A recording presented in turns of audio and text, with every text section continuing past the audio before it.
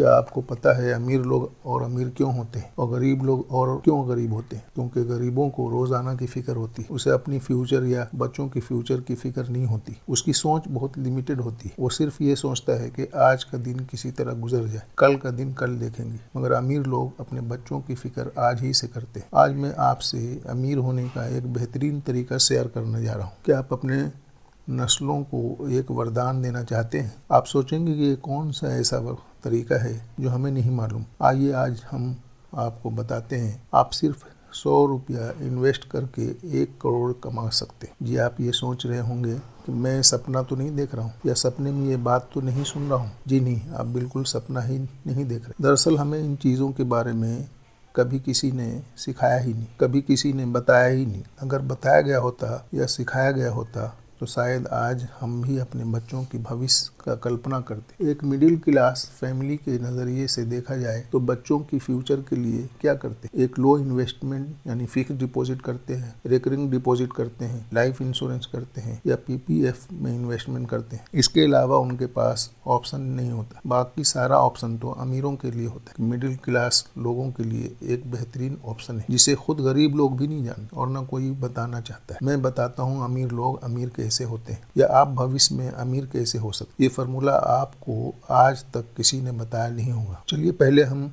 ये देखते हैं कि अपना सपना कैसे पूरा करें। हम अपना पैसा फिक्स डिपॉजिट करके कितना कमाते हैं? बैंक हमें फिक्स डिपॉजिट में 5 से 6% देती है। इसी तरह लाइफ इंश्योरेंस वाले भी हमें 5 से 6% देते हैं। पीपीएफ वाले फंड वाले भी 5 से 6% देते हैं।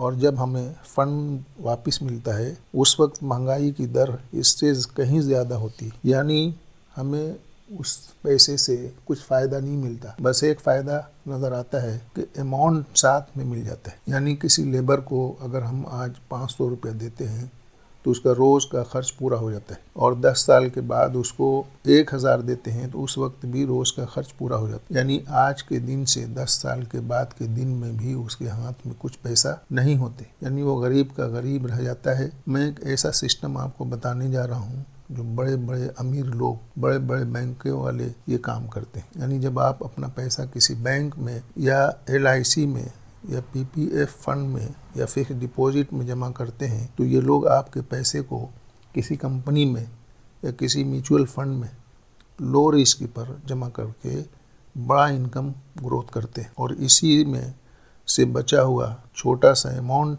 बदन के मैल की तरह आपको दे देते हैं। मैं आपको डायरेक्ट इनकम का सोर्स बताने जा रहा हूँ। इसमें कोई रिस्क नहीं है। चलिए हम देखते हैं कि छोटा सा अमाउंट हमें अपने बच्चों के भविष्य के लिए क्या योगदान करती है। म्यूचुअल फंड का नाम तो सुना होगा। बहुत सी कंपनी मिलकर एक म्यूचुअल फंड बनाती है और ये लोग किसी कंपनी में इन्वेस्ट करते हैं। बड़े बड़े अमीर लोग इस म्यूचुअल फंड को हिस्सेदारी में चलाते हैं और इनमें इन्वेस्टमेंट से बहुत लोगों को फायदा होता है। जहाँ आपके 5% मिल रहा था आपको 15% तक मिलता है, यानी सीधा 3 गुना ज्यादा। बहुत सी चीजें सुनने से समझ में नहीं आती, प्रैक्टिकल करके देखना पड़ता है तब जाकर यकीन होता है। मेरी बातों से भी आपको इतना यकीन नहीं होगा जितना आप पर्सनली प्रैक्टिकल करके देखेंगे। आजकल हर चीज़ ऑनलाइन हो गया है। हर चीज़ का रिजल्ट आप अपने मोबाइल पर देख सकते हैं। एक छोटा सा इन्वेस्टमेंट करके करोड़ रुपया कमा सकते हैं। वो कैसे?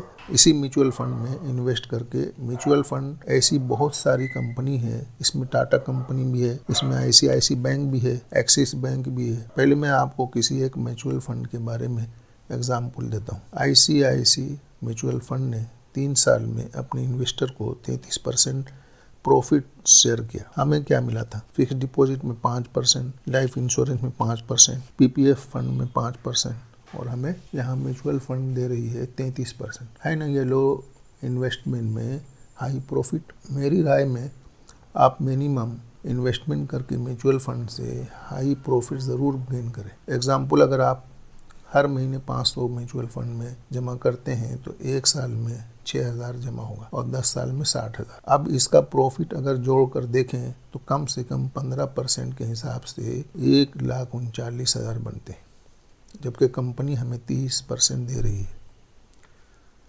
म्यूचुअल फंड के मैनेजर से पहले सजेशन लेकर इसमें इन्वेस्ट करें, वो आपको प्रैक्टिकल के साथ बताएंगे।